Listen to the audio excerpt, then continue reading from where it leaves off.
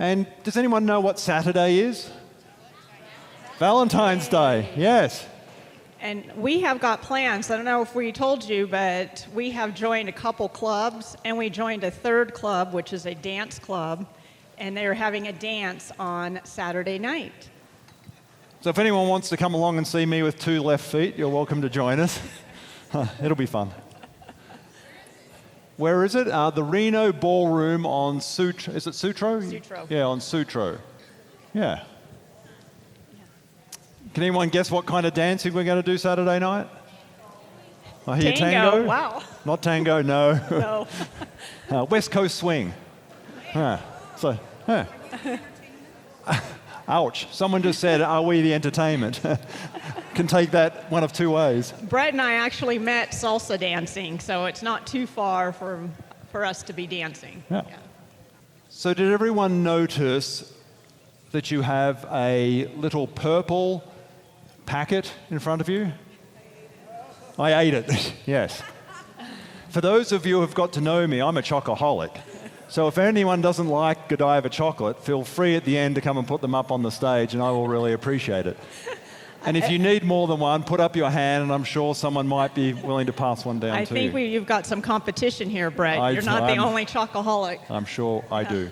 So it's right on 10 o'clock, so I think we'll get started. So good morning and welcome. Welcome to the Retired Living Truth Series, and today's topic, the truth about money, choices, and peace of mind.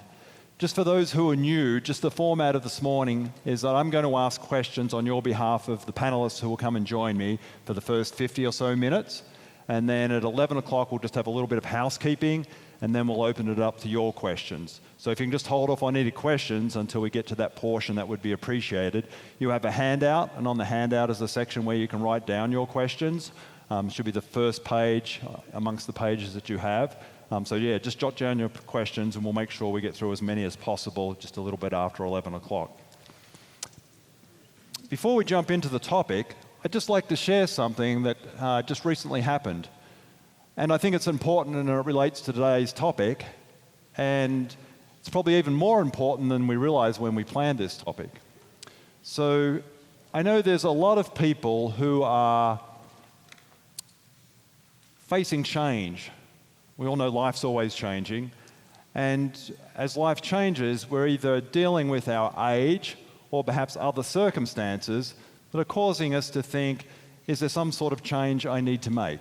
And sometimes we don't even know what that change is. And I had a colleague reach out to me and said, Brett, I met with this couple and they're stuck and I don't know how to help them. And she asked, could you reach out and see if you can help them? So Annette and I met with this couple, and we spent several hours with them, and they were stuck. They knew that life, the home they were in, was no longer serving them. They knew they needed to make a change. They knew they needed to pare down their stuff. They needed to sell the house, and they needed to go somewhere, but they didn't know where. They were stuck. And sometimes it's because of our house, a trust, finances. There can be lots of reasons that we get stuck. Health, lots of things happen to us in life, or we know we're going to change and cause us to be stuck. So they had a lot of decisions to make, and they didn't really know who to call or where to start. So when we were speaking with them, we realized part of them being stuck is first they didn't know who to call, so thankfully a colleague put us in touch. But then they didn't know what the value of their house was. So they knew they needed to move, but they didn't know what they'd have to work with. They didn't know whether their investments would be enough to last them, for the rest of their life. And they didn't know where they would move to. So what they needed was us to be able to help them know how much money they would have if they sold their home. They needed to go and talk to their financial advisor, taking that information about what they would net from their house, and that combined with their other investments, what they would have to work with to either buy a more manageable house, because the house they were in is just way too big, needs way too much maintenance. They just know they can't stay there. So they needed that information to be able to work out, do we move into one of our senior living communities? Do we go and buy a smaller house? And as I said, they were stuck, but now they kind of have a path. They know what the next step is. They know who to call next. We need to reach out to our financial advisor next. We need to go and tour some communities. We need to go and have a look at different homes that are available in the area and work out what fits into our budget. So I know all of you are in a much better position than this couple was because you're here, you're learning, you're proactive, you are here for education, but not everyone is as lucky as you. So I would just like you to think about other people when you come across them and they're stuck and they don't know what to do, to either reach out to one of our education partners or have them just call us. Just say, call Annette and Brett, and they'll point you in the right direction. They'll tell you who you need to talk to first at the right time. Does that kind of make sense? If you're stuck and don't know where to go? Yeah, any of our education partners will help in terms of anyone who is stuck with whatever it happens to be in life. We're more than happy to help. So when I bring up my panelists, I want you to remember this, that as you hear them speak, many of you will say to yourself, I know that. I know that. But I just want you to remember not everybody does. Not everybody is as knowledgeable as you or has the resources or the access to information that you do. So when you come across someone who is stuck, please help them by pointing them in the right direction, either coming to a seminar, talking to an education partner, calling Annette and I. Just point them in some direction for them to take that first step with whatever it might be, whether it's health, finances, housing, whatever it could be. So, welcome. Can I start with you, Kevin? Could you introduce yourself to the audience, who you are, and a little bit about your background as to how it relates to today's topic? Good morning, everybody. Thanks for being here. And Brett, thanks for inviting me. My name is Kevin McCarthy. I'm a financial advisor with Edward Jones. My office is located here on Huffaker in Virginia. Fifth generation Reno to live here. Went to University of Nevada. My primary focus is working with individuals, and primarily with people who are just starting, people who are just getting ready to go into retirement age, and people who are already there, and creating the plan and the structure on how to be there. Wonderful. Thank you. Welcome. Hello, Tim. everybody. Can everybody hear me? Great. Thank you all for coming. My name's Tim Morgan. I've been working for Alliance Trust Company for a little over 8 years. I'm the portfolio manager there. I help myself and my investment department manage assets for trusts and their beneficiaries. So I deal a lot with the investment world and the markets. Thank you, Tim. Welcome. Debbie. Hello, I'm Debbie Wood. I'm with Mason McDuffie Mortgage Company. I have been a real estate lender here in the Reno area for about 37 years. So I know a little bit about it. We do offer all types of real estate lending, including reverse mortgages. Wonderful. I'm so glad you're all here. So maybe I could start with you, Tim. I'm sure a lot of the audience can relate. I think about one of my biggest fears is running out of money. Anyone else? Be honest? Yeah, we all fear running out of money. I don't know how long I'm going to live. I hope to live to 120, but maybe I get lucky and live to 130. So trying to plan for how long. You're all laughing. We're all going to live longer. Yeah. So what are some strategies that we should be thinking about in terms of not running out of money? So first off, I'm not going to give stock picks until after this is over. So just to nobody asked yet. But I would say treating your financial health like your physical health is, I like to see that with all of our beneficiaries of our trusts. It's important to stay on top of it. You're on top of your physical health. Sometimes you can let your financial health go to the wayside. Oh, I'm okay, I'll look at it in a month. Oh, the credit card, I'll pay it off next month. It's important to take a snapshot of your assets and liabilities pretty frequently. I would recommend quarterly. I think it's a good strategy, and I think you will feel empowered, even if you're not achieving what you want in every area of your financial life. At least you know what you got to work on. So just taking that snapshot initially really, it does help. So awareness is better than ignorance. Yeah. Good, bad, or Just otherwise. it's life lesson, yeah. Right. Yeah, thank you. Debbie, what would you like to add in terms of strategies? What should we be thinking about in terms of money? Well, I think it is scary. In fact, I just read that in the United States alone, there is well over 100,000 people over the age of 100. And so I think how many are over 100? Oh, well over 100,000 in the United States. 100,000. Wow. Yes. So it is scary, and it's something that we all need to be concerned about. I think that what we have to do is look at your situation, as Tim said, but look at your Debbie, housing. sorry to interrupt. Yeah. Sorry, is it still? Look at your housing, because I think we all know that our housing expense is probably the largest expense that we have. And also plan when you're budgeting, plan on budget busters. Like if you've been in your home more than 20 years, you can bet that some things are going to start needing to be replaced. For instance, a new roof can cost up to a whole year's of retirement income. So you have to plan on those things. So, you consider refinancing, downsizing, maybe a reverse mortgage, whatever it takes. But the bottom line is, if you can keep your costs down, your money's going to last longer. It's just that simple.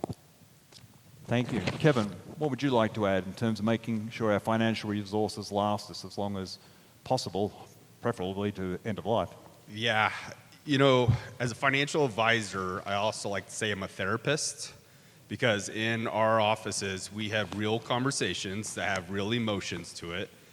Fear is a strong emotion, and money is tied to that, right? We can all be very honest all through our life. Right now, I got 2 young kids. They're turning 7 and 5. I have to buy a car soon. I have to pay for college. I got to help them with the house. I got to plan my retirement. The fear is real for me, myself, and my wife still, right?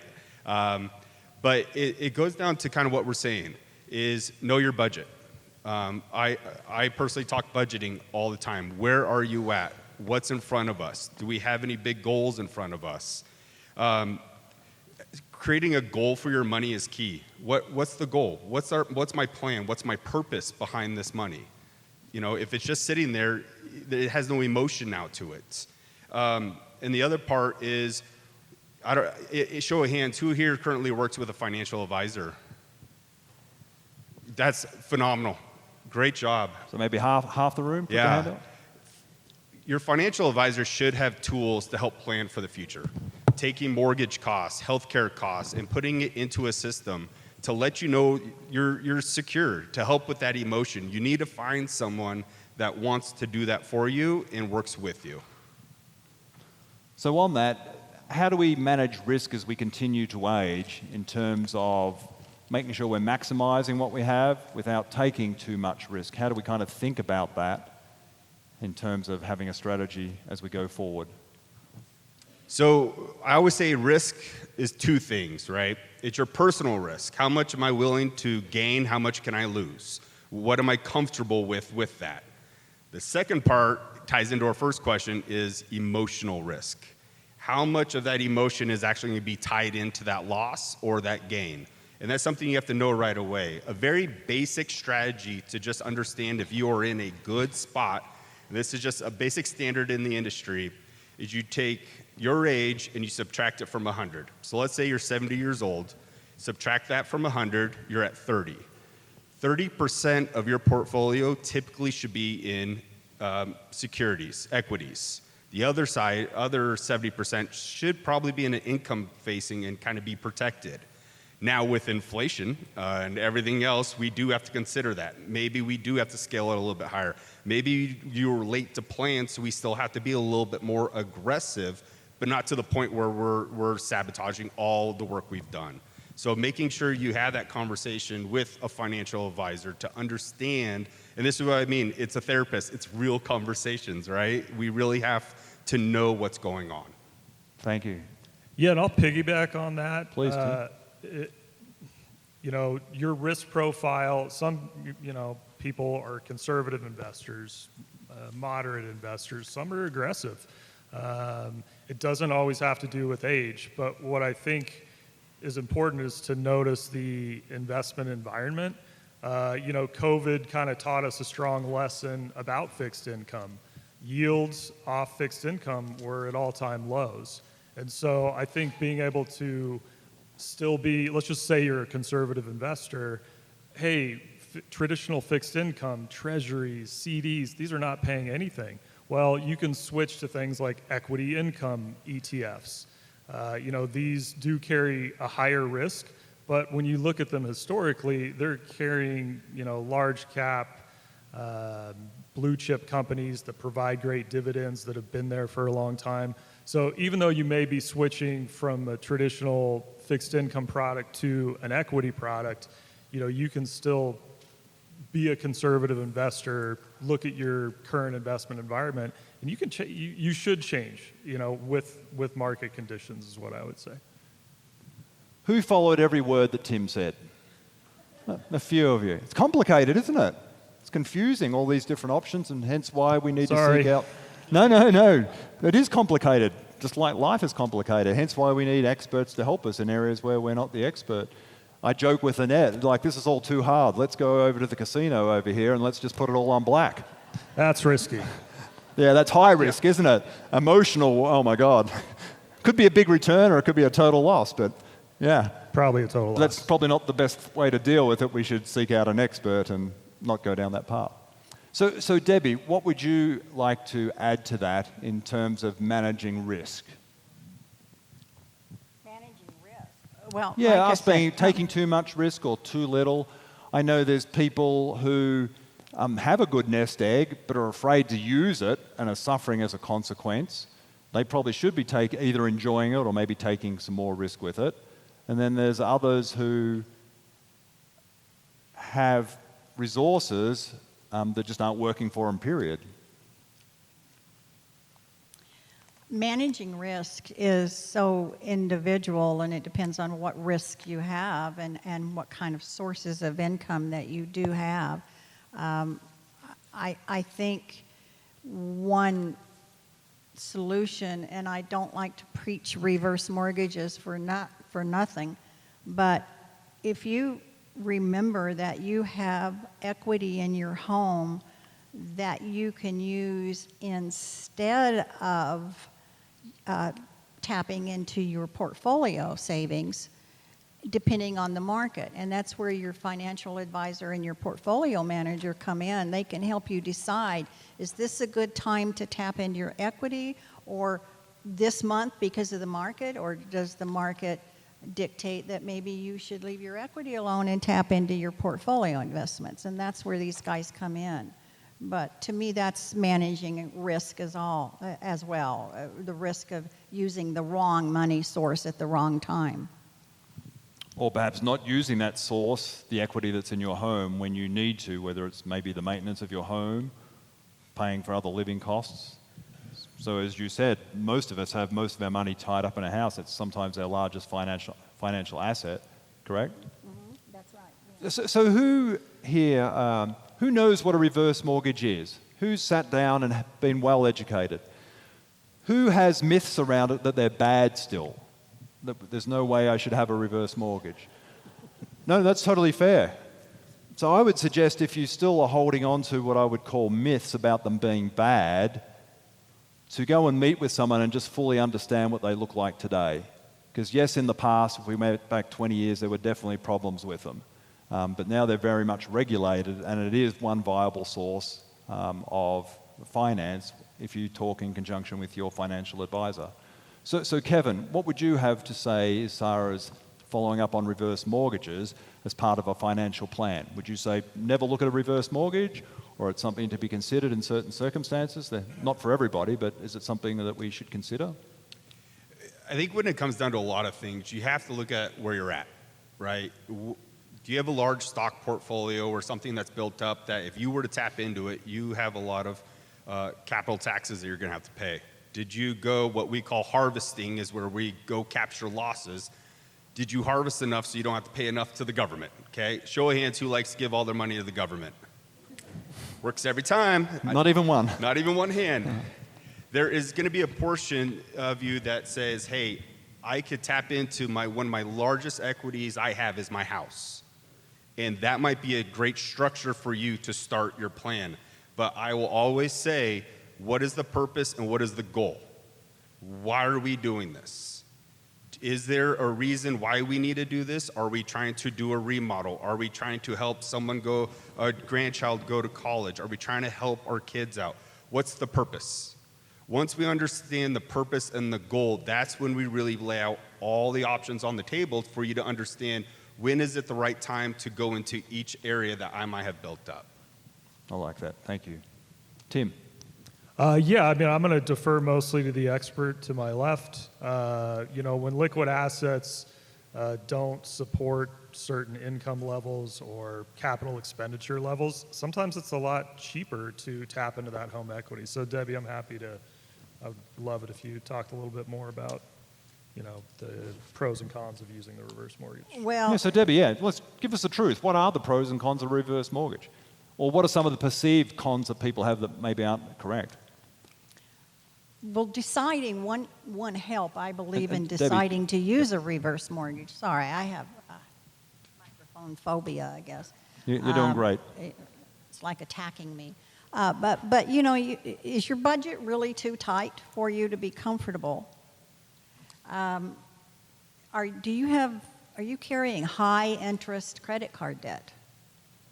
Do you want to stay in your own home?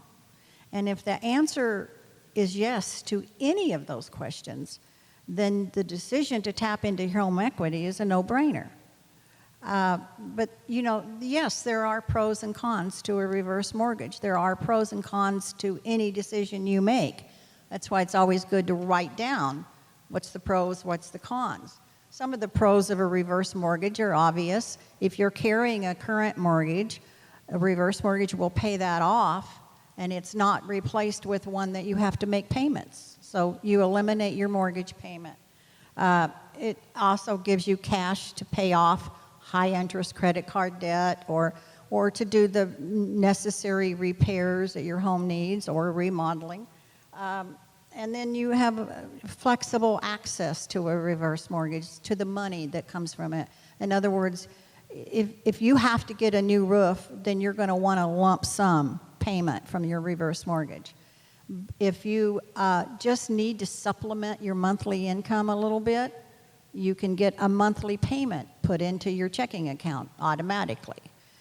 Or you can set up a line of credit, which happens to be my personal favorite, because you may need to supplement your monthly income, but you don't need it every month. So if you have a line of credit, it's just accessible funds that takes you a couple of days to get in case something comes up, or you need a new roof, but you don't need it till next year. So having those flexible options are certainly a pro. And then if you do want to age in place, it will help fund that for you. Now the cons, I'm sorry, but the list is short. But here it is. They're not free. So anytime you refinance your home, that refinance has cost involved. Same thing with a reverse mortgage. The difference is there is an added fee, there is mortgage insurance that you have to pay. But the good news is that doesn't come out of your pocket. It's built into the loan, so it comes out of your equity. So it's not free. Your heirs are going to get less money. Too bad. It's my attitude. My kids are going to get whatever's left. But you have to take care of you first. So let's just say that again, Debbie. You're not going to go without for the benefit of the kids getting the whole house. You're going to put yourself first. What you need. My children understand that they have two choices. They can let me take care of me, or they can take care of me. And when you explain it to them that way, they go, okay, knock your lights out. Go hit your home equity. So I just feel like they're going to get whatever's left. Now, you take care of your kids throughout their life, so it's not like they lost out on everything. But it's not free. And then going back to the con, there is one, and I don't consider this a con, but it's always listed on the con side. With a reverse mortgage, you still have to pay your property taxes and your homeowner's insurance, and if you're in an HOA, you have to pay those association assessments. But you have to pay those anyway. If you own your home free and clear, you still have to pay those things. If you have a regular mortgage, you still have to. So I don't believe that's a con. So I said the cons list is actually very short. The biggest con we hear from people is, well, my children will get less when I pass away because obviously money's owed back to the bank. That's right. Yeah. My kids, your kids are going to inherit less. And like I said, too bad. They have a choice. They can let you take care of yourself or they can take care of you. They'll run every time. Trust me. Thank you. Because I know some of us have that mindset. Well, I don't want to use my house because, it's for the children. But I think we need to change that because it's important for us to live our lives and get the most out of our life versus for the children. And obviously everyone's entitled to feel different ways. But. Well, I agree. We all want to do things for our kids. We all do. None of us are different in that regard. But you still have to take care of you first. Really, do you want to do without the medicine you need, or do you want to stay in that 2-story house that you can't maintain anymore? Are you going to make those sacrifices so that after you're dead, your kids get a few $1,000s to go blow, which they will? I'm callous about it, but it's because I've worked with reverse mortgages for over 25 years now, and I've seen people actually suffer because they're worried about leaving something for their kids. It doesn't mean I don't love my kids any more than you love yours, but you have to be practical and realistic. So Debbie, could you just touch on the couple I mentioned? They're trying to decide between moving to a senior living community or buying a more manageable house, and they're worried about having a mortgage payment depending on what their financial advisor says. Can we use the reverse mortgage not just for the home that we're in, but for our next home? Yes, absolutely. You can, if you decide you need to downsize for whatever reasons, if it's financial or maintenance or whatever the reasons are, you can buy a home using a reverse mortgage.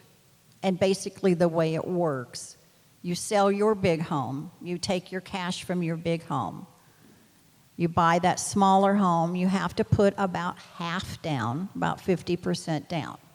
But there's no payment to make. The other 50% stays in your pocket.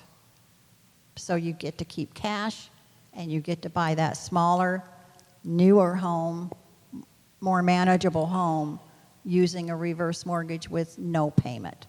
And let's not forget, you still have to pay your property taxes and your homeowner's insurance. But there's no mortgage payment, no principal and interest payment to make until it's not, in fact, that loan isn't due until you've left the home on a permanent basis, whatever reason that is. Thank you. So Kevin, for us trying to find financial stability with what we have and not taking excessive risk, what are some of the places where we can place our money that people may not be aware of, or alternatives to where it might be earning, like my Chase account that gets 0.02%? What are some of the other places that we should be considering? I know we've got a lot of educated people here and they probably know a lot of different places, but there's some people who, don't know where to put the money.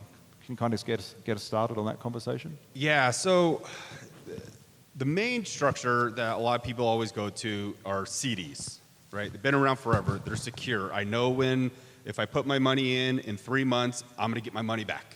I put it in for 1 year, I know I'm going to get my money back. I know how much rate of return I'm going to get. And, everyone goes to the bank and gets the CD at the bank. Side note, financial advisors broker CDs, so we could also go shop rates as well. That's my only plug. Like currently right now, CD rates are, for a 3 to 6 month CD rate is at roughly around a 3.8. 9 months to a year is around a 3.7. Typically, we want CD rates at a 4%. That's a strong investment. Money markets or high yield savings accounts are something else we're used to. A lot of banks will only pay you a high yield at maybe 2%. You got to shop your rates. You need to know what is out there.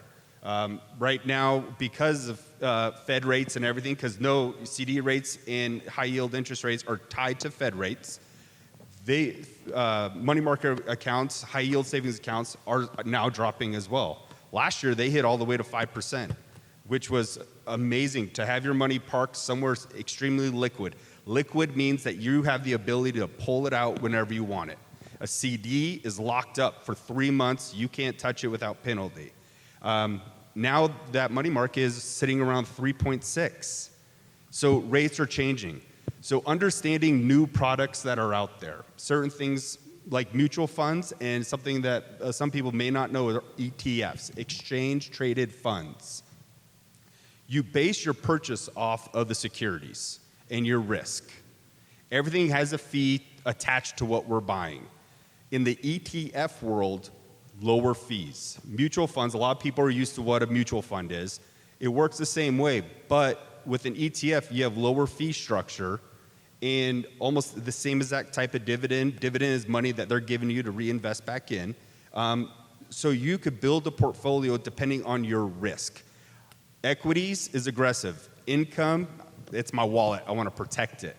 And you could find ETFs that are around your income focus, so more of a protection. Is there still risk? Absolutely. I can't tell you that there's no risk to it. But on the flip side, there are options out there, and that's where you should have that conversation with your financial advisor. Hey, 3.8% ain't cutting it. I need more. I need money. Let's go. What are you doing for me is the question you should be asking them, and let them provide you options out there. Face it, that's our job to do that. Thank you. Show of hands if you're willing. Has anyone got money sitting in an account that's earning less than 1%? Anyone got money in an account less than 1%? Yeah, so there are people. Where would I go to look just to get an idea of what rates are? Is there somewhere I can go online just to see what high yield savings accounts or CDs are kind of paying? Yeah, you could, online, right? You're going to have to go online and just search current rates. You could look up certain ETFs. I educate a lot of my clients, first, what is an ETF or a mutual fund, and then we start going through on how to look those type of things up. A lot of it is passion is tied to it. Where do you want to go? How much information do you really want to go? Because you could go down that rabbit hole and get lost, and all of a sudden you have no idea what you're looking at. Now you're looking at gold stocks in Abu Dhabi, and you're just trying to figure out life again. And it's understanding someone that is in your corner. And a lot of you guys you have a financial advisor. We are your resource. Utilize us. That is our job. We are there to give you the information on what you need. So you or someone like you would help me work out what are prevailing rates that I shouldn't have my money at 1%. I could have it liquid and safe at, I think you said 3.6%. Yeah, correct. So like myself, I hold a Series 7, Series 66 license. I'm allowed, and you as well. I work for a trust company. It's the Wild West. I don't have to be licensed. I'm a stock trader. I'm out there to go by and see current rates and where things are at. So working with, and myself as well, is a fiduciary, which is a key term to always put next to your financial advisor. You want to ask your financial advisor, are you a fiduciary? That means they have your best interests. Okay, they're not like my grandpa used to say when it came time to buy Christmas gifts, he could always tell a stockbroker had one more kid because things started trading. He needed the commissions. As a fiduciary, fiduciaries are a non-commissionable account. It is fee-based. We need to be upfront towards our fees and what we charge right away. Don't let someone hide that. To myself, that's a conversation. It's number 2 on my board. I bring it up right away. You need to know our services and what we're going to do to earn those services. So make sure you ask for a fiduciary as you talk to your financial advisor, and make sure because then they have your best interest at hand. Thank you, Kevin. And actually in your handout on the second page, thanks to Kevin, we put some questions there. If you're interviewing, for example, financial advisors, the questions to ask, the very first couple of questions. I think we also put in there where you can go and make sure that the person you're meeting with is a fiduciary. There's a government website there on the handout on the second page if you wanted to look up Kevin, for example, to ensure that he is a fiduciary. Is anyone familiar with bankrate.com? Has anyone ever been to that site? No? A couple of people. That's one I go to just to see, what are CD rates, high yield savings accounts? Because someone said to me, Brett, you're crazy having your money earning 0.02% at Chase.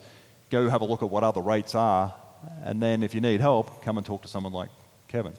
So Tim, what would you add to this conversation? Yeah, so financial tools, look, they always have the best intentions. So, people, industries, I want to say, come up with financial tools. We could see it over time. 30 years ago, annuities, long-term care, these things come up. What I'm seeing right now in my side of the world, the investment world, is something like an annuity, but it's what Kevin referred to. It's an ETF, but it's called a buffered ETF. So it has a floor and a ceiling. So if the S&P 500 goes up, we're just going to call it the markets, 15% in a year, you cap out at 10% on the top, but you cap out at 10% on the bottom. If the market goes down 50%, your losses are only 10. Those only used to be tied to insurance products like annuities, and now we're seeing those offered to the general public in what we refer to as buffered ETFs. I'm not saying they're right for everybody, but they do give, sometimes that warm feeling, hey, I can invest my money, and there's a floor. I'm not going to lose more than X amount in a certain year. But there's also a ceiling. So again, financial tools are here to help you. Sometimes, unfortunately, people misuse them in the financial world. But, understanding them and knowing about them is one of the first steps. So buffered ETFs, that's the new pink in the ETF world. Thank you for sharing that. So buffered ETFs. So anyone interested, you might want to write that down and Google it or talk to your financial advisor. Tell me about buffered ETFs. I knew nothing about them until you and I had that conversation last week, so thank you. Smarter. So let's talk about, maybe I can start with you, Tim, continually rising costs of everything. Everything's getting more expensive all the time. We were talking about that. Healthcare, taxes, living expenses, everything's squeezing the income that we have available to us. So what options do we have to create perhaps more flexibility or to mitigate that? How would you counsel someone in terms of dealing with the costs that keep going up? I have to look in the mirror for that one, so it's going to be pretty simple. I have 4 young children, got you outnumbered, and I started to look at our disposable, hey, what are our disposable products and services that we're paying for the most? And so I did a 3-year, I looked back through the checking account, all the transactions, and restaurants. When you take a party of 6, which you're lucky to get a table sometimes in Reno these days, didn't used to be that way, I saw my average dinner price go from $160 from pre-2019 to we're between $300 and $400 every time we go out to a restaurant, one dinner. And so the big thing for me is taking apart your disposable income. What are you spending it on? Those are the places that are the first to cut. And again, I'm not going to give advice if I don't take my own advice. So there you go, free. That's a lot. That's like a month of groceries. Well, maybe not a month with a family of 6, but yeah, and if we're going to go out to eat, I want to eat nice. So yeah, but that's a huge jump from what it was to now. So we keep hearing about CPI, the Consumer Price Index, that things are only going up by 2 or 3%. Is that really true? No. So when they Who thinks things are only going up by 2 or 3%? Anyone? No? A couple of hands? What are things going up by? So CPI, all the financial metrics that you hear reported, some of them don't include gas, groceries. It's crazy what it doesn't include. So when you hear a CPI number of 2.7 year over year, it's not really the stuff that we're buying every day. Sometimes that has to do with bulk producer prices as opposed to the end consumer. So inflation really isn't 2.8%. It's a lot higher. So it doesn't include my car insurance that just went up by 30%?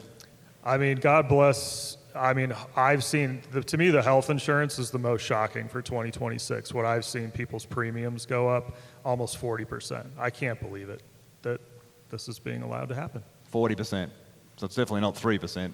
Yeah, and this is just regular USA, everybody. Right. So we really need to plan and be conscious and understand that so we can plan appropriately.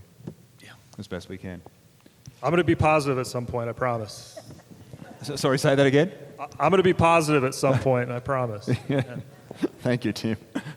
We're waiting. Debbie, what would you like to add to that? My house insurance nearly doubled.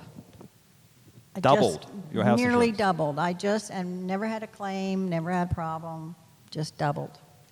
So insurance is a big thing, and I think we all should look at our insurance deductibles and think about raising those deductibles. I did, because I thought about, really, how often does my roof cave in? How often does my garage door break? How often, or whatever. Rarely. It's really rare. I believe in insurance, but I think that maybe higher deductibles overall, in the long run, when you count up the years, you'll end up saving money by having a higher deductible. For those of us that do stretch our dollar every month too, you can look at cutting out cable. For God's sakes, it's so expensive. And, a Netflix and Prime will keep you busy, trust me. And, how do you lower your utility bills? You really think about a smart thermostat or new LED light bulbs. Just be practical. The little things that we don't even think about cost money, they do add up. So that's one way to make your budget a little bit more flexible, and practical ways to do it. So flexibility comes from reducing expenses. You don't have to always reduce your little small joys, though. Does anyone here have internet at home using a cable service provider? Does that keep getting more expensive? Yeah. Someone suggested to me a week ago while I was with them, why don't you call up and see if they'll reduce it for you? Yes. I thought, okay, what have I got to lose? So I won't mention the company, but we were paying $90 a month for our just internet, and I called them and said, I'm looking at going over to another service provider along with our cell phones. Can anyone guess what it went from $90 to what number? See if you can guess. Heard a lot of numbers. They would lock it in for the next 12 months for $20 a month, from 90 to 20. They would lock it in for the next 2 years for $40 a month. I don't want to remember any year. I took the $40 option just because I was happy with 40, but yeah, they would go down to $20. So I would just encourage everybody. It's one of the main providers that you probably are all on without mentioning their name. Yeah, and just ask them what are the options because you're looking at moving it somewhere else. So I just probably saved you all at least $50. Yeah. Negotiate. You're welcome. Negotiate, yeah. So Kevin, I didn't ask you that question. Well, just in the news today, last night, Waste Management just raised their billing. I think it's $17. The bill's going up. There's a $25 million deficit. This is going to generate about $5 million for, I think the goal is 10 years.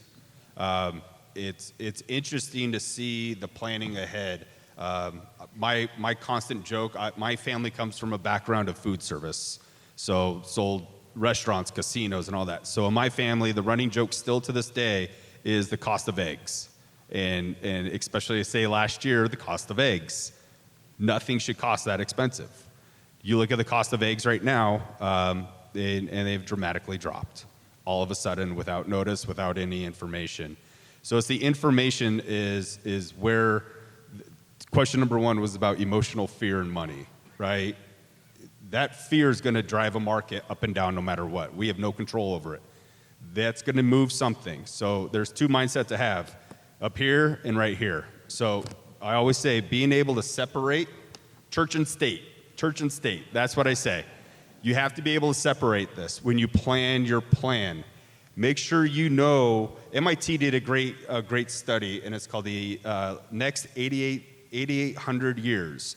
It's 22 years of life in retirement.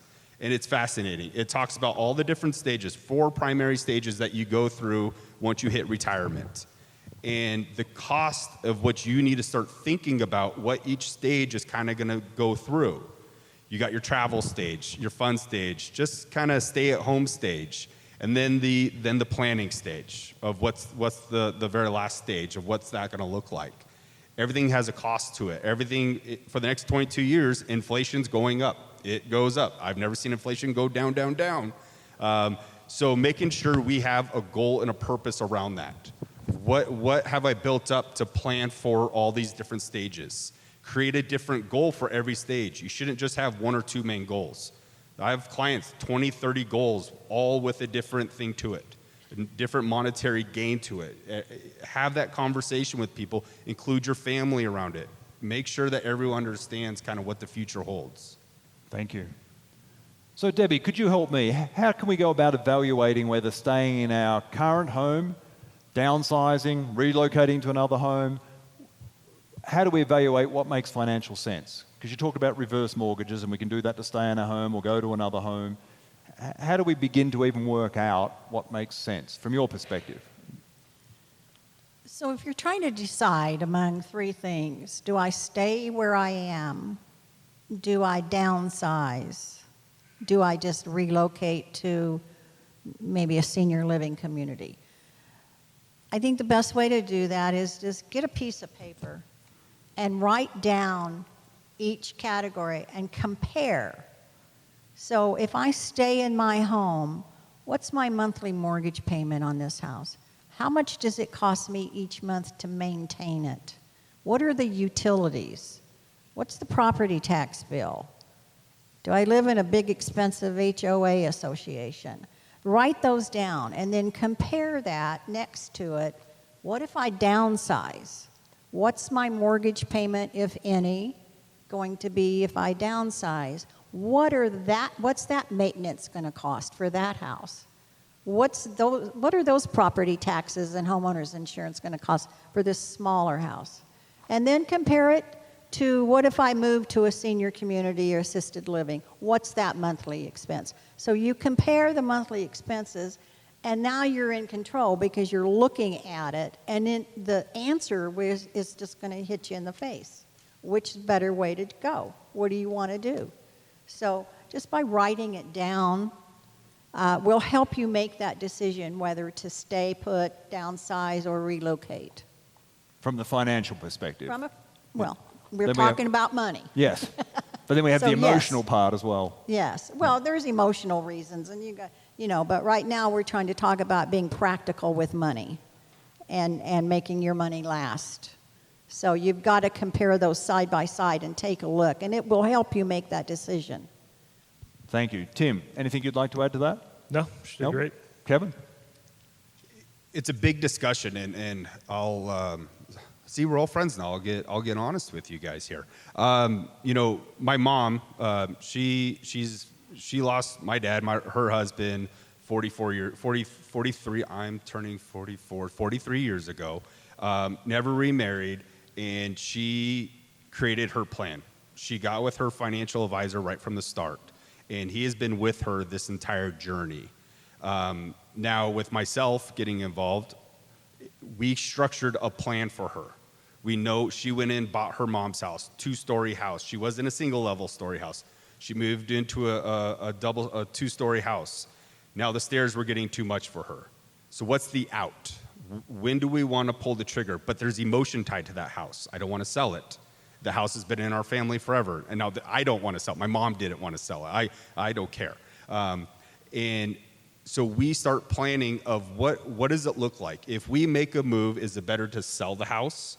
Can we rent it out and do, say, like a reverse mortgage or something else to help offset a cost of a new house? She doesn't have much income coming in. She has Social Security, and she has her pension. Well, then all of a sudden, we had to move my mom into a community about a month ago. Didn't see it coming. Now, what's the plan? All of a sudden, we had a plan going forward. It was probably going to get taken effect by the end of this year.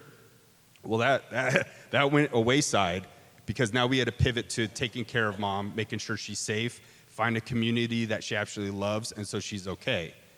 But we're going back to our original plan.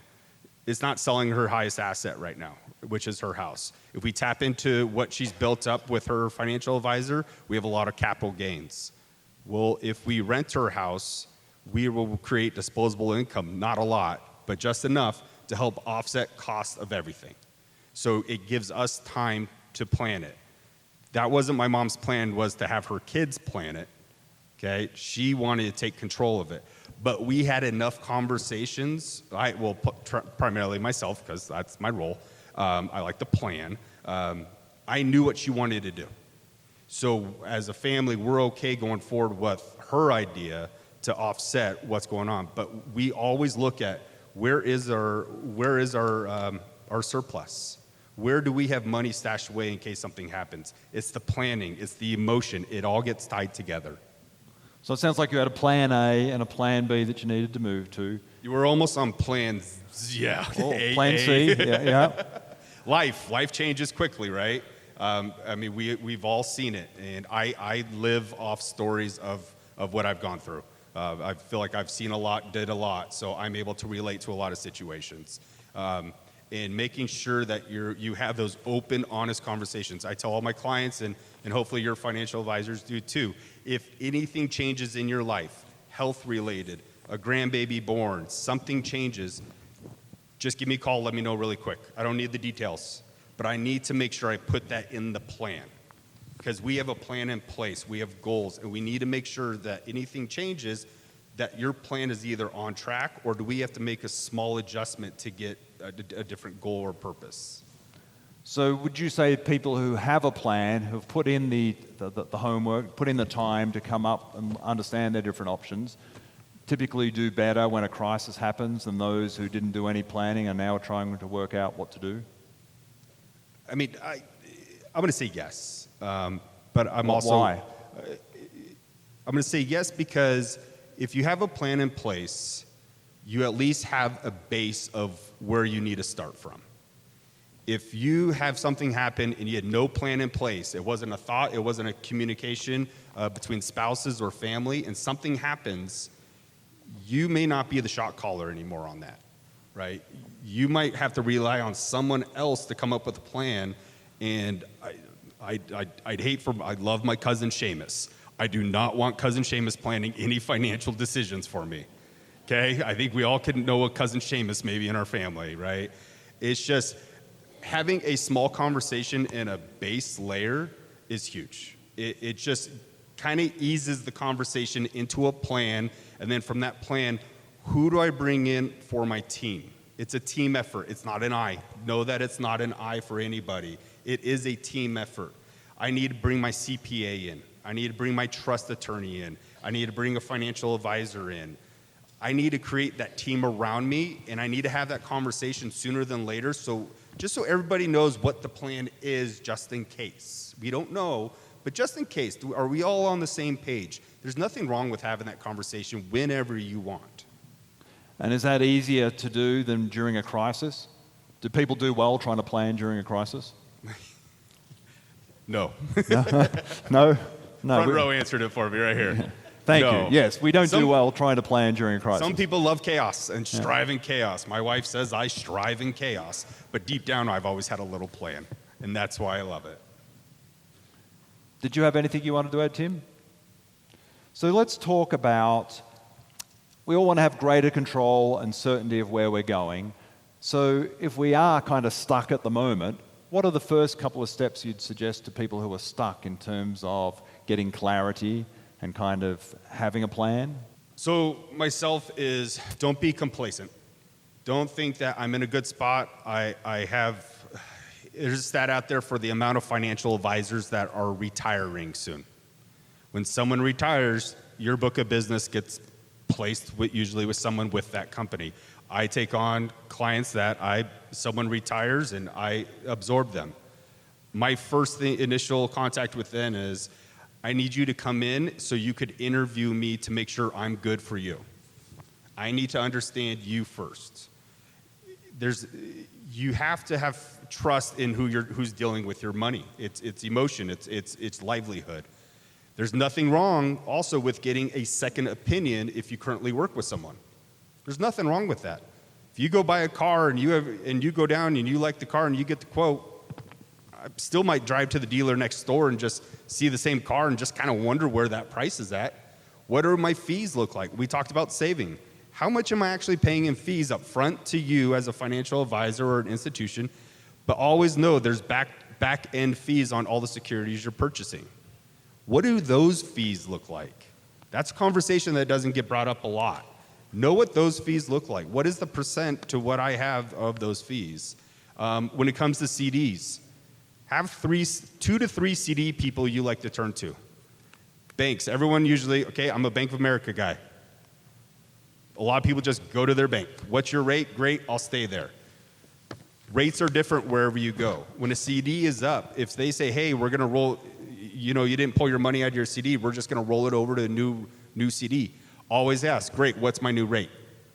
Because they don't have to disclose at times what your new rate is over the phone, so they roll you in and they dropped you a full percentage point. The bank wants the money, okay? Nothing wrong with that. That's structure. It's what they do. Always have someone you could call to question, where's my rates? What should I be paying? Is this good? And my biggest one, too, is create that team around you. Be open and honest with your family. Kids, grandkids, if you feel like a grandkid or someone in your family is really that take charge person and they have my good intentions, nothing wrong with bringing them into the circle of trust, I call it, right? There's nothing wrong with bringing them in. You can have as many people on your team as you can, but make sure that when it comes to your CPA, if you have a trust, make sure your trust attorney and your financial advisor are part of that team, and we know all the family members that are going to be calling shots, because we need to understand who we need to talk to. Thank you. Tim, what would you give as the first couple of steps for us getting better organized, knowing where we're at? Again, it'll bring me back to my first point, just having that current financial snapshot of where you're at, assets, liabilities, getting it on paper, updating it frequently. It's nice to know it in your head, but when you look at it on paper, it is a different experience. And again, here's where I get positive. I want you to celebrate. The reason you get it on paper too is to not just say, hey, here's where I can improve, but it's also, hey, I did a pretty good job on this financial area of my life. I'm going to pat myself on the back, reward myself for it. So, it's that, to me, that's the first step. And if you don't take that one, I don't know what to tell you. So can you just say the first part again for the benefit of everyone? You said a financial statement. What did you say we should list out? So a financial snapshot, or we call it a fact finder. So when we get a new client, I'm sure Kevin's the same way, we want to know their assets and liabilities.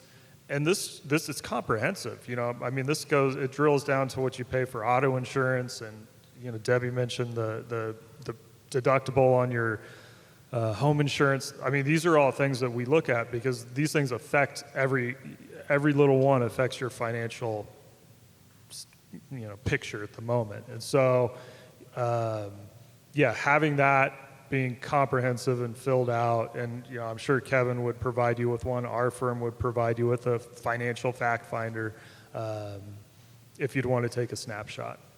Are there common things people overlook? I'm thinking assets. Okay, my house. What else? What do people not think about that they might have? Yeah, I went to a new dentist for the first time in like 20 years. And she looked in my mouth and she said, you have about $16,000 worth of gold in your mouth. And I said, oh, that's an asset. It is. Yeah. So, a lot of things you don't think of count as assets. Precious metals, jewelry. I hope we don't get to that stage where we're melting jewelry to survive, but, it's an asset. Put it on the list. Great, thank you. Debbie, do you have anything you wanted to add to that? Or mistakes that you see people make? Common mistakes? There's so many, I wrote them down. We've got about 2 minutes. Okay, keeping high interest credit card debt when you're sitting on a ton of home equity. That's a huge mistake. And this has been mentioned before, waiting until you have a crisis to make a plan. Ignoring your options, ignoring the fact that you can take a reverse mortgage or a home equity line. Don't ignore those things. Assuming you're stuck in your current mortgage. Not planning ahead and not seeking help. So if you don't know where to turn, there's 3 people up here right now that can answer a lot of questions for you. So we're here to answer those. And then the last thing is, don't jump on the latest fad loan that everybody's advertising. I want you to write this down, HEI. That's a loan that's out right now. It stands for Home Equity Investment. That is a home equity line or a loan where you have to give up a percentage of your equity that you appreciate. That is practically signing over your home. So you need to really look at it carefully. Don't believe everything you see and read, and make sure. I'm not comfortable with that loan, and I'm looking at it really strongly. I've had a lot of clients call me and ask me about it, so I researched it. I don't think it's a good deal unless you don't mind giving up your equity to somebody other than your kids. And one more time, it's called, the acronym was HEI, Home Equity Investment, was that correct? It's home equity investment. It's referred to as an HEI. And I think it's a 10-year loan, so you have to pay the loan back in 10 years. The fees are exorbitant. They charge from 3 to 5% origination fee. So that's 5% of the loan that they give you is their fee, plus the interest and the short term of 10 years. And you give up a percentage of the equity that you earned in appreciation during that 10 years. So it was a lot to pay back. Okay, so home equity investment. If we see that, we should come talk to you or to Kevin, and you'll talk us out of it. Excellent. So who has a question for our panelists? So who can get there first? This side, over in the middle there, Ricky. Down the back, I see a hand. Wherever you go, Erica. We'll just make our way around. I see lots of hands. Good morning. Excellent job for the panelists. But I have two questions, one for Kevin and one for Tim, and I'm not sure I can articulate, but we moved to Reno from another state 10 plus years ago. Through our previous estate planning in the trash can and started all over. And we have an attorney, a financial planner, a CPA, but I don't understand trust companies. And I think a trust company was put into our estate planning, but they hide in the weeds, they're in a closet. 10 years later, I don't know squat about trust companies. Tim, can you tell us, name 3 or 4 trust companies in Reno, and why do you guys, why do the attorneys not bring you to the surface? You're kind of in the background and nobody knows what you do. It's real fuzzy. I think I understand your question pretty well. So it's a long history. So trust companies, they've been around since, they're quite honestly, since the 1600s, started over in Europe. It was a way for wealth to last for generations, and trusts accomplished that.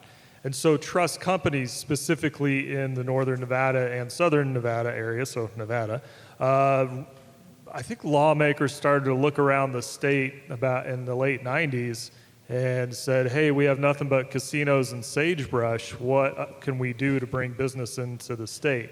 Well, they made the trust laws exceptional, so Nevada has some of the best trust laws in the country, if not the world. Trusts can live, a single trust can live for 365 years in the state. That's the longest out of every state in the United States. And so what's happened is assets have flown over borders for certain tax reasons. Think of the state right next door where, you know, the effective tax rate at the highest end is 13.7%. And then you come to Nevada and it's 0. So a lot of assets like to fly over and live in a trust in the state of Nevada. So that's kind of why trust companies exist up here, because there's money behind it. But part of our service is what we have successor trustee services. So that's where, think of it as mom and dad don't want Jack and Jill to be the administrators of their estate. And so they write us into their trust. Alliance Trust Company would be a successor trustee. And there's really no fee to name a successor trustee. It's just when we have to step in and act as trustee. Administering a estate is a large and long responsibility. And oftentimes people go, oh, I'll just name Cousin Billy, the executor of my estate. He'll figure it out. Well, look, in my situation, I have 4 young kids. My mom named me successor trustee. Even though I work for a trust company, I told her to change it. I said, I'll have to stop my life to administer your estate and close out, everything. So anyway, that's kind of the bread and butter, so to speak, of why we're here. We're a Nevada retail trust company. We've been around since 2005, which makes us kind of a dinosaur up here in Reno. We're one of the older ones. But, Whittier Trust is in the building across the street. Dunham Trust Company is not too far for us. So there are other Nevada retail trust companies, and they all kind of have their own little niche, I want to say. So not every trust company is going to, solve each individual problem. So, I always look at it as, if your attorney writes, they should ask you first before they just write it in, us in as successor trustee. Come interview us. Think of it as, hey, you're picking which trust company you want to carry out the wishes of your trust or your estate. So, I always welcome that. I want it. Arica wants it. We love meeting with people. It's the best part of our day, to be honest. I hope that answers your question. Yeah, thank you very much. So what you're saying, do most estate plans write in a trust company? No, I want to say it's still pretty common for people to write friend and family members in there as the executors of their estate. And those people oftentimes don't have the experience of ever dealing with a single estate. So why wouldn't you pick a company to do it? Instead, obviously I work for a trust company, so I'm going to be a proponent for it. But to me, it makes sense. I don't want to administer my mom's estate, fight with my brother over who gets what. Yeah. Let a trust company do it. It seems to me that the trust companies stay in the background, and you really never know who the client is. The other quick question, I'm sure there's a lot of other questions, but for Kevin, somebody has a CPA, a financial planner, an estate attorney, on and on. Should the client have a get-together so the left hand knows what the right hand's doing, a 1-hour meeting and an introduction, and should you bring your kids along, which always complicate things? Great question. Yes. Quick answer. With the clients who want to share their CPA or trust attorney with me, I have their number. They have written permission to their CPA to discuss their accounts with me. So, and then I disclose that to my company, so I'm allowed to talk. So yes, I'm just speaking for myself. Financial advisors should be able to talk to your CPA, especially when we're talking about capital gains or tax loss harvesting and your trust account or anything like that. We need to know how to balance your accounts. We can't put you over on gains and all of a sudden you're going to owe a lot of money. That's not a phone call I want to have, right? So I say yes. If there's no problem putting some on a team call and then I would put us on a team call and then bring your kids in to understand what's going on. Right, thank you. Okay, I have a quick question about the planning of making your money last. That was this whole point. I've gone through a number of sessions with different people over the years, and the ballpark was always 25 years, you retire at 65, you're going to live till 90, and therefore you should get a 4% return every year. And then they look at that and say, well, guess what? You're only going to have X number of dollars to live on every year. And of course, not even considering all of our inflation, et cetera, et cetera. Is that 4% really a thing anymore? Is that actually considered? Talking about what rates you want to have on CDs, for instance, or any part of the planning process, or is that kind of a dead thing now? Going to try to answer this direct, but kind of skim the top because every situation is different, right? Some people, a 3% return is all we need to break even, where we really don't have to touch any type of assets we have. It is stated that like our retirement platform, that when we put all the numbers in, we call it the next stage is 92. That's what starts in our system. Inflation rate starts at 4%. But we also, and I don't know any other company systems, I'm just speaking for my own, our inflation rate also adjusts every year. So we take history and then we are adding that into the future. So if right now inflation rate is at 3%, 4%, we're going to start bumping that into the future to get a better understanding where things are. We're also going to take health costs. that's going to take inflation rate too, right? You can't just look at the bottom line inflation. You have to look at everything. What does health look like? And then from there, then we should understand what is the rate of return you personally should get. Hopefully that kind of answers it. Yeah, but it's very specific to, I think, the individual, or where you're at and where you need to get to. For Kevin also, on the selling of the house, either when your mother's ill or when she dies. You said when she's ill, the capital gains were there. What happens to the capital gains when she dies? So I'll just use her account to what she has. The house is already tied to her trust, so it is part of her trust.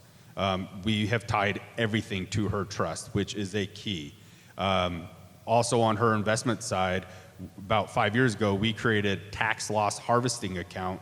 So we start harvesting losses on the back end of the trust. So that way, when it comes to the end and now we have to take money out of the trust, we're now have the ability to apply those losses to the gains and lower our tax on it.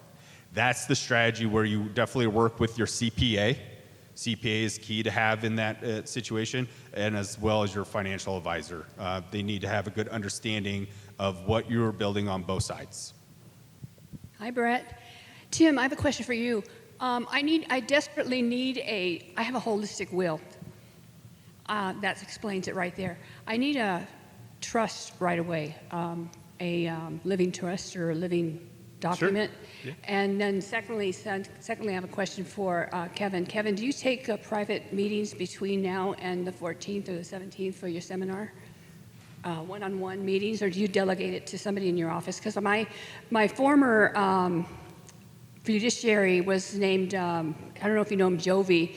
He took my call when he was having surgery, or his wife was in labor, and I had a question. I called him, and he took my call while his wife was in labor.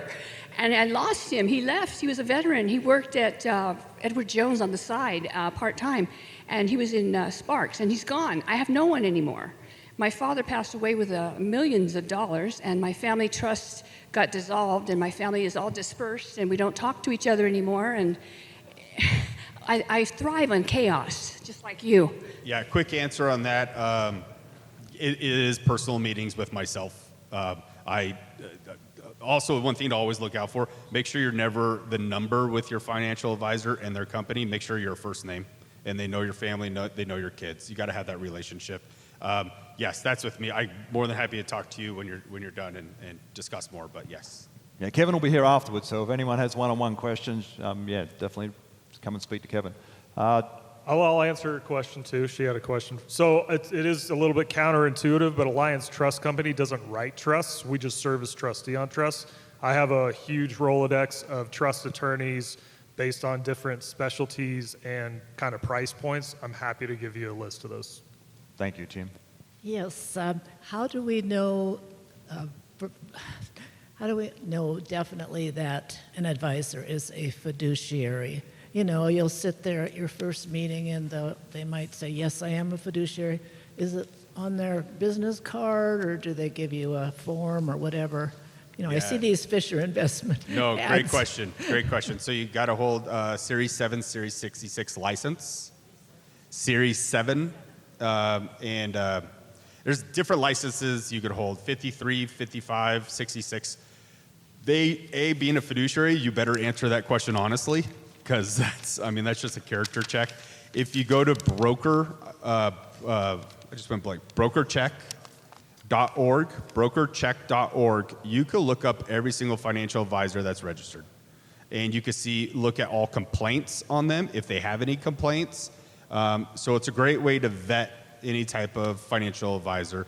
But and if they're charging you a fee, typically if you're charging a fee base, you are a fiduciary, but not all the time. So just know that. So it's one of those, you should be able to look on BrokerCheck. Thank you. Brokercheck.org. Yeah, BrokerCheck, CHECK.org. And on the second page of your handout, is that the one that's listed? Yeah. So on the second page of your handout under resources, we've provided that website for you. along with questions you can ask when you go and interview someone like Kevin or Tim or Debbie, the first questions you should ask. And as you said, yeah, ask about fees. Be up front, just ask them. Don't be afraid to ask questions. Question over here?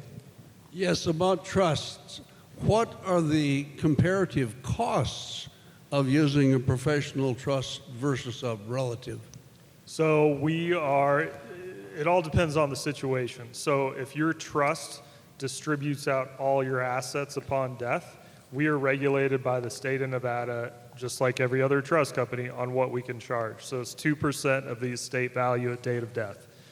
Your cousin Billy, if you name him, he can charge the same fee legally. But who's going to check and make sure he did that right? We get regulated by the state on every estate that we administer, so we kind of have a checks and balances on, the business that we do. So I can be confident that the money I wanted to leave to charity, you're going to make that happen versus my cousin Billy, who might have other ideas for it. No one's overlooking We him. have to, we have to follow the trust like it's law. It's our job. Yep. Thank you. And we're held to the fiduciary standard as well, Thanks. without licensing. Over here. So this question is for Debbie and I, because we were talking ahead of time. What is a good way to give grandchildren birthday presents that are future investments? Can you repeat the question Yeah, for us? so the question, correct me if I'm wrong, is how to give gifts of, say, securities, correct, or any type of investments, or help build their wealth up. Keep in mind on one great thing that got changed recently is the College 529. Now that money gets put away for children to use for private school all the way into college. It is now the ability for them to what's not used after 5 years, move it over to a Roth, a certain percentage, move it over to a Roth IRA. So you're starting them on a platform early. And you put them, it's called a custodian, so they are now a custodian on the account. You still own the account. With a 529, you're able to move it to someone else. You're like, hey, you're not my favorite grandkid anymore. Someone else is getting this, right? But you're able to slowly build something up for them. And you're going to be able to do it to a point where they absorb it into a Roth IRA and slowly build a future. Now, you got to remember, they're 25 typically to 30 years old. Their mindset has not thought about that long-term planning yet. So something like myself, what I do is on the birthdays, you get a birthday card understanding what you're building, creating that type of thing. And there's a lot more. I mean, you could really go down a rabbit hole of different things you could do. I'm just going to touch one really great thing that got changed to a college savings plan right now that you can look at. And then always talk to your CPA about what you could write off on your taxes as you're gifting as well, correct? So you want to make sure that if I'm gifting X amount of dollars, what can actually be deducted on my taxes? CPA question, not a financial advisor question. Thank you. So that 529 plan, if they don't use it for college or there's money left over, they then have the ability to have that rolled over into a Roth for retirement later on. Correct. 5 years, I believe the state is, and up to $35,000 can get rolled over to a Roth IRA to start. So if they completely just say, hey, I'm going this route, I'm not going to college, they're already building a Roth IRA program for themselves, which is just phenomenal. Typically the 529 program, done, can't use it. You couldn't transfer that money anymore, but now you can move it into a Roth IRA under their name. And if they try to take it out early, they're paying penalty and tax on it. So they're going to learn real quick what the IRS does to them. Thanks. Over here. I know that you clarified what a fiduciary was and how to ask, but how do you tell the difference between just a broker and a financial advisor? Mine was a wonderful broker for so many years, and I kept asking questions about financial advice, and then she died. So here I am at the end, and I didn't get a lot of advice of how best to use those investments. Yeah, so on the broker side, you're charging commissions. So I have brokerage accounts that I run, and I make a commission either up front or on the back end. Buying CDs is a brokerage account, so you pay a commission when you buy a CD. On the fiduciary side, anything fee-based, if there are fees and I'm charging a fee, so my fee will go to assets under management, that's when I am truly a fiduciary under that standard, and I have the best interest of what's there. I can't just turn and burn stock. That's not my job. And as I tell most people, if you're day trading, I'm not your first call. I am long-term planning strategy. Robinhood is free, run it. We treat that as your gambling account. Put it all in black. I don't care. Just let me know how much you actually won or lost, so we can figure out the next plan, long-term strategy with the money. But fee-based, any type of fee-based accounts, typically they are a fiduciary. Thank you, Kevin. Do we have any more questions before we just wrap up? So weren't our panelists great? I know I learned a number of things that I wasn't aware of. So thank you so much. If I can have each of you go out to your tables, and the same with our education partners while we just wrap up in here. So if you haven't completed your yellow evaluation form, could I just trouble you to do that? We look at every single one. Your feedback is really important to us. Also, if you want to attend any of the upcoming seminar or workshops, please mark those down. Can anyone here think of other people that might potentially be stuck based on what we heard today? Maybe even some of us are stuck. So if you run into people who are stuck, please help them by pointing them in the right direction, attending a seminar, meeting an education partner, doing something that helps them just move forward. We're here to help each other. So have a wonderful rest of the day. Happy Valentine's Day for Saturday, and we look forward to seeing you all next month. Our partners and the speakers are outside if you have questions.